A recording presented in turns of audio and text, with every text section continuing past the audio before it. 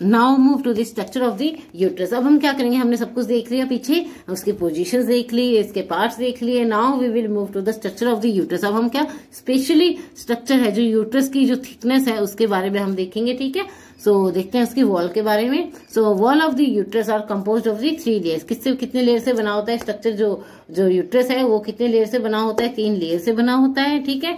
The first one is the perimetrium which one is the outer layer, जो कि कौन सी एक आउटर लेयर है, ठीक है। The second one is the myometrium which one is the muscular layer and the middle layer, जो कि क्या बीच में मिडल लेयर होती है और जो कि हाईली मस्कुलर होती है, ठीक है। ये सबसे ज्यादा थिक भी यही लेयर होती है, ठीक है। And the last one is the third layer is the endometrium, ठीक है। सो एंडोमेट्रियम ये लेयर होती है और प्रेगनेंसी में, लेकिन इसका नाम क्या हो जाता है, डेसिडुआ कहते हैं हम इसको, which shed off during after the delivery, ठीक है। During the time of the delivery process ये क्या होती है, शेड ऑफ हो जाती है और प्रेगनेंसी में से क्या कहा जाता है, डेसिडुआ भी कहा जाता है। So structure of the uterus में हमने क्या देख रहे हैं, हम उसकी 3 लेयर से बना होती है इसकी वॉल, ठीक है। The first one is the perimetrium, second one is the myometrium and the third one is the endometrium. Now 1 by 1 हम तीनों लेयर्स को कवर करेंगे। तो फर्स्ट ऑफ ऑल हम देखते हैं पेरीमेट्रियम को देखते हैं, ठीक है। So which this is a outer layer, ये क्या है, एक आउटर लेयर है, ओके।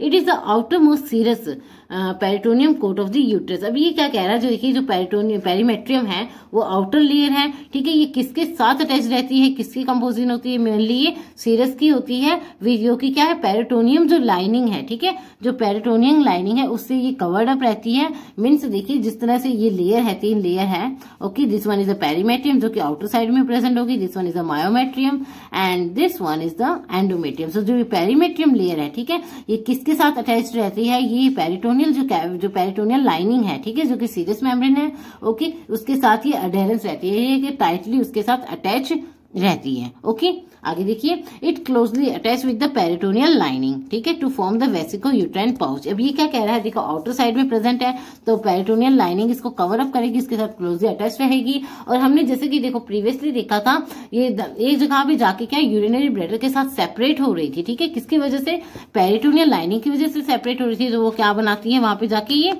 एंटीरियर साइड में तो वेसिको यूट्राइन पाउच बनाएगी and the same as it is posterior side में भी ये सेपरेट हो रही थी रेक्टम के साथ, तो वहां पे ये क्या बना रही थी, रेक्टो यूटेराइन पाउच बना रही थी, ठीक है।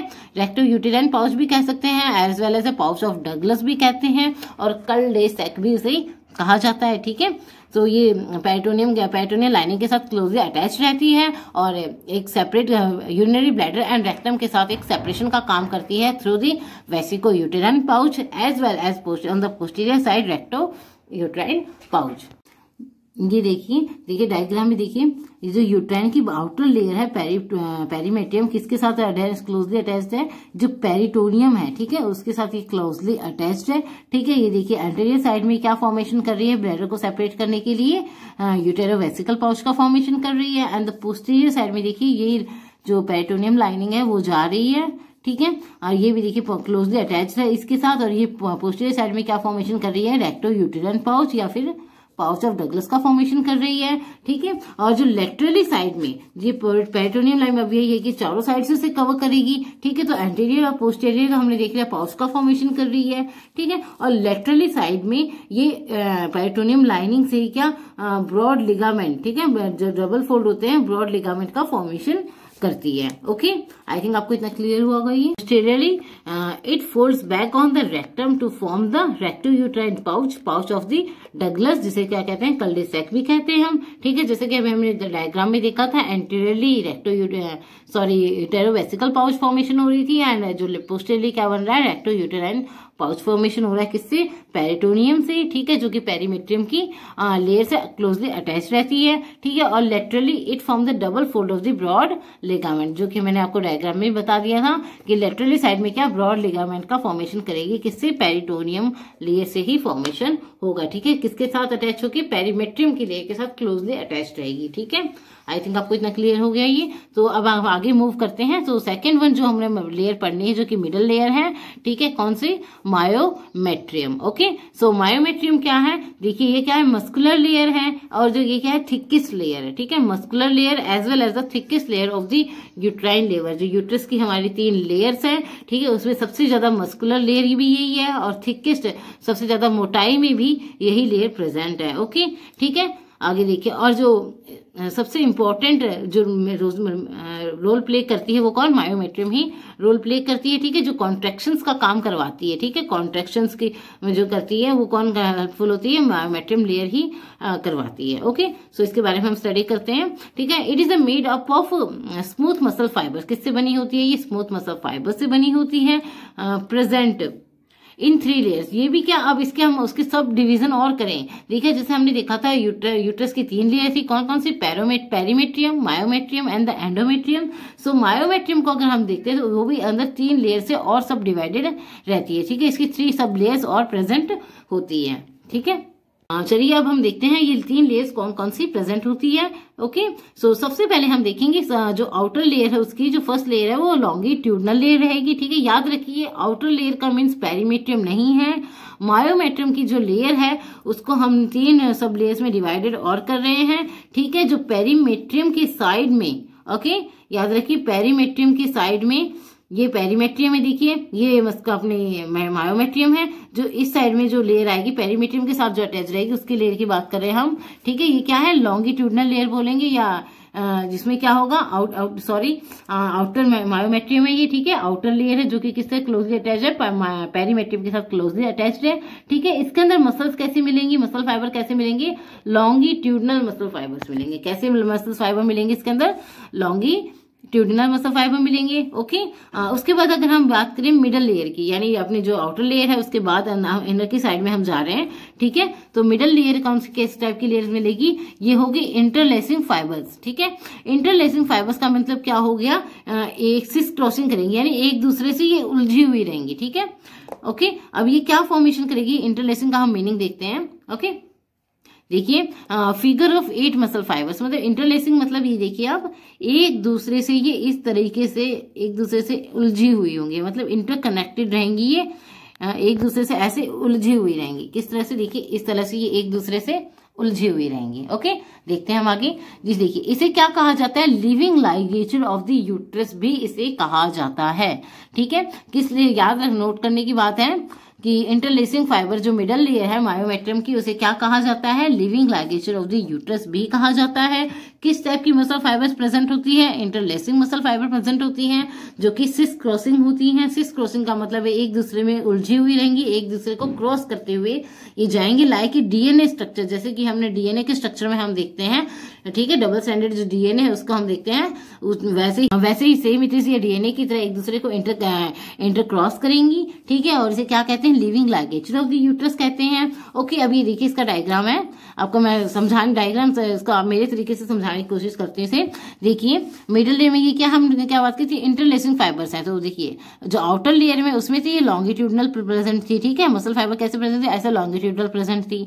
ठीक है, जो मिडिल लेयर में कैसे, ये देखिए यहां से ये ऐसे प्रेजेंट होगी, ये एक दूसरे को इंटरलेसिंग मसल फाइबर प्रेजेंट होगी, एक दूसरे को क्रॉस करेंगी। ठीक है, एक दूसरे को ये ऐसे क्रॉस करेंगी। अब इनके अंदर से देखिए यहां से क्या, यूट्राइन आर्टरी पास आउट होगी। ओके, क्या होगा, यहां से इनके अंदर से यूट्राइन जो आर्टरीज हैं वो पास आउट होंगी, जो कि कहां तक जाएगी, प्लेसेंटा तक जाएगी। ठीक है, प्लेसेंटा से जो अटैच होती है, ठीक है, वहां तक जाएंगी ये। अब इनका रोल क्या है, इसे living ligature of the uterus क्यों कहा जाता है, देखिए जैसे ये एक दूसरे को क्रॉस कर रही हैं, है ना, इसके अंदर से यूट्राइन आर्टरीज जा रही हैं, ये क्या करेंगी eight the time of the delivery. देखिए कॉन्ट्रैक्शंस होते हैं, किसकी प्रेजेंस में होते हैं, ऑक्सीटोसिन होता है। ऑक्सीटोसिन क्या करेगा, एक्ट करेगा इनके ऊपर। ठीक है, ऑक्सीटोसिन एक्ट करेगा तो मस्कुलर कॉन्ट्रैक्शन होगा। हमें पता है, हमने जैसे पहले ही बताया था कि मिडल लेयर है जो कि मायोमेट्रियम है, वही क्या कॉन्ट्रैक्शंस का काम करती है। ओके, तो वहां पे कॉन्ट्रैक्शंस होगा, तो इन मसल्स में कॉन्ट्रैक्शन होगा।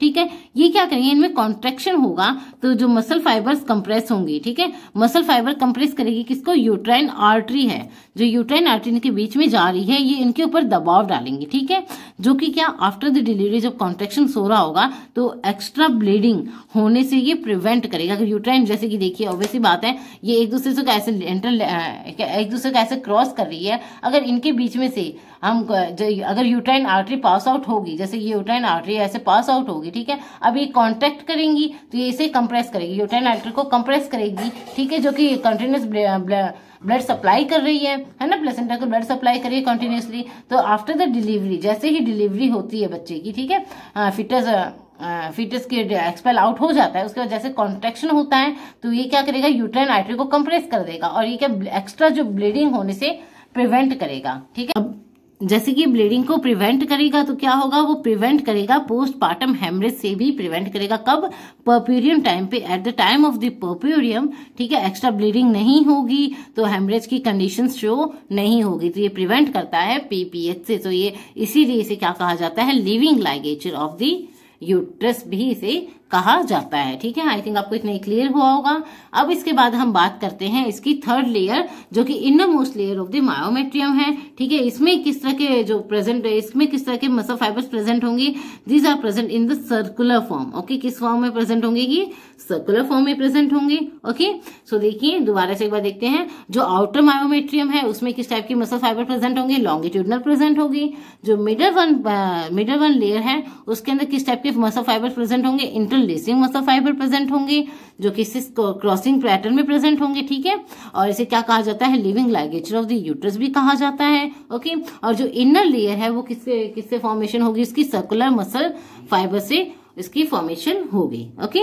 इसके बाद हम चलते हैं, आगे बढ़ते हैं, हम move to the further, start with the endometrium, ठीक है। हम एंडोमेट्रियम से स्टार्ट करते हैं, ओके। सो ये हमारी क्या inner most layer of the uterine cavity है, जो यूट्रस है उसकी इनर मोस्ट लेयर है, थर्ड लेयर, ओके, इन एंडोमेट्रियम। और प्रेगनेंसी में इसे क्या कहा जाता है, डेसिडुआ, क्या कहा जाता है इसे, डेसिडुआ, ओके। सो इसके बारे में हम स्टडी करते हैं आगे, ठीक है।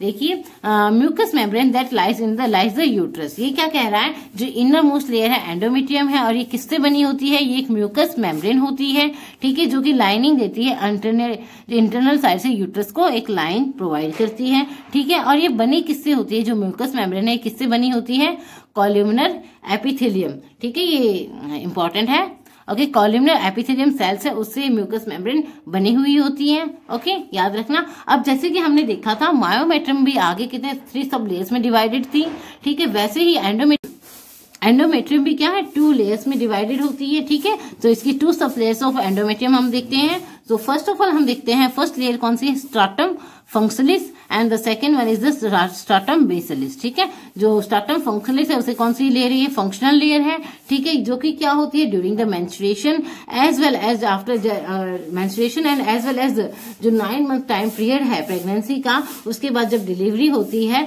तो जो पर्प्यूरियम की स्टेज होती है उसके अंदर ये लेयर शेड ऑफ हो जाती है।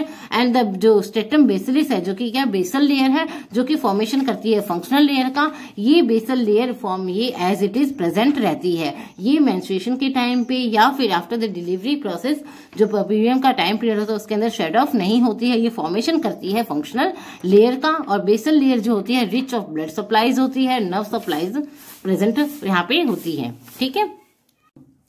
देखिए stratum functionalis it present on the uterine cavity and shed off during the menstruation, जैसे कि मैंने आपको अर्लियर बताया था कि ये क्या जो फंक्शनलिस लेयर है फंक्शनलिस, ये ड्यूरिंग द मेंस्ट्रुएशन के टाइम पे शेड ऑफ हो जाती है एज वेल। और जब प्रेगनेंसी होती है तो उस टाइम पे क्या ये थिकेस्ट लेयर फॉर्मेशन करती है and during the time of the delivery ये शेड ऑफ होना स्टार्ट करती है इन द पर्प्यूरियम स्टेज, ठीक है। इसके बाद देखते हैं हम इसकी स्ट्रेटम, जो अनदर वन लेयर है स्ट्रेटम बेसिलिस, ठीक है, it is a permanent layer which regenerate new stratum functionalis after the menstruation। अब ये क्या कह रहा है, जैसे मैंने आपको प्रीवियसली बताया था थोड़ी देर पहले कि परमानेंट लेयर है, ये शेड ऑफ नहीं होती है, जो कि रिच ऑफ ब्लड सप्लाई से प्रेजेंट होती है, नर्व सप्लाईज प्रेजेंट होती है यहाँ पे, ओके, जो कि किसका फॉर्मेशन करती है, हर टाइम स्ट्रेटम फंक्शनलिस जो लेयर है उसका फॉर्मेशन करेगी आफ्टर द मेंस्ट्रुएशन के बाद में, जो फॉर्मेशन जो टाइम पीरियड होता है, ठीक है, कब ओव्यूलेशन हो गया, जो 28 डेज का टाइम पीरियड है उस टाइम पे इसका फॉर्मेशन करेगी, ओके। ठीक है, अब हम जैसे कि हमने सब कुछ कवर कर लिया, ठीक है, हमने इसकी पोजीशंस देख ली, लेयर देख ली, इसका स्ट्रक्चर देख लिया, and now we will move to the function of the uterus. Okay, so सबसे पहले हम इसके फंक्शन देखेंगे। It provide space for the embryo implantation. देखिए जैसे कि हमने पहले पढ़ा था कहाँ पे, एम्पुलर पार्ट है। ओके, एम्पुलर पार्ट में क्या होता है, फर्टिलाइजेशन होता है। ठीक है, ओवरी से इनफंडिबुलम फैलोपियन ट्यूब क्या लेके आएगी, जो फैलोपियन ट्यूब का इनफंडिबुलम पार्ट है वो किसको, ओवम को लेके आएगा। ठीक है, और ऑन द वजाइनल साइड से क्या होगा, स्पर्म की एंट्री होगी, और यह कहाँ पे एम्पुलर पार्ट है, जो इनफंडिबुलम पार्ट, फैलोपियन ट्यूब का जो सबसे बड़ा पार्ट है एम्प्यूला। ठीक है, वहां पे दोनों एक दूसरे से जो स्पर्म है फर्टिलाइज करेगा ओवम को। ठीक है, सो ये फॉर्मेशन करेंगे एक सेल का। उसके बाद जो जहां पे जाइगोट सेल का फॉर्मेशन हो जाता है, उसके बाद अब जो एम्ब्रियो है उसकी ग्रोथ के लिए, ठीक है, ग्रोथ के लिए इम्प्लांटेड कहाँ पे होगा, यूट्राइन कैविटी के अंदर इम्प्लांटेड होगा। ओके, इसके बाद इसका क्या फंक्शन है, मेंटेन द मेंस्ट्रुएशन साइकिल। जो मेंस्ट्रुएशन साइकिल के अंदर हमने जैसे कि लेयर्स पढ़ी थी, स्टेटम, बेसिलस एंड फंक्शनलिस। तो जो लेयर है उसका फंक्शनलिस लेयर है उसका फॉर्मेशन करेंगे। ठीक है, एक साइट तैयार की जाती है किसके लिए, जो फर्टिलाइज्ड ओवम है, जो जाइगोट सेल है, उसकी इम्प्लांटेशन के लिए एक लेयर तैयार करी जाती है। ठीक है, जो कौन सी लेयर, स्टेटम फंक्शनलिस लेयर तैयार करी जाती है। अगर ओवम फर्टिलाइज्ड हो जाता है तो ये शेड ऑफ नहीं होती, अदरवाइज ये on the time of the menstruation ये शेड ऑफ हो जाती है। ओके, अगर प्रेगनेंसी कंसीव हो जाती है, वहां पे इम्प्लांटेशन होती है फर्टिलाइज्ड ओवम की। ठीक है, तो वहां पे क्या होगा, ये प्लेसेंटा के साथ एक अटैचमेंट प्रोवाइड करवाएगी ये लेयर। ठीक है, जो स्टेटम बेसिलिस लेयर है उसके साथ क्लोजली अटैच रहती है प्लेसेंटा। ओके, इसके बाद during the labour expel the foetus, और किसके लिए फॉर्मेशन करती है, किसके साथ एक्सपेल, जो फीटस है उसको एक्सपेल आउट करवाने में ये हेल्पफुल भी है। ओके, हेल्पफुल है, और उसके साथ में ड्यूरिंग द डिलीवरी प्रोसेस ये साथ में एक्सपेल आउट होना स्टार्ट हो जाती है। आज का हमारा जो टॉपिक है यूट्रस, जो इंटरनल जेनाइटल सिस्टम का सबसे इम्पोर्टेंट एंड मेजर पार्ट है यूट्रस, उसी का आज हमने इसे कवर किया। तो उसमें हमने आज क्या क्या देखा, सबसे पहले हमने यूट्रस का साइज, जो उसके साइज और लेंथ की बात करी थी हमने। ठीक है, उसके पोजीशंस की बात करी थी, जिसमें हमने क्या देखा था, anti vertex and anti flexion position देखी थी।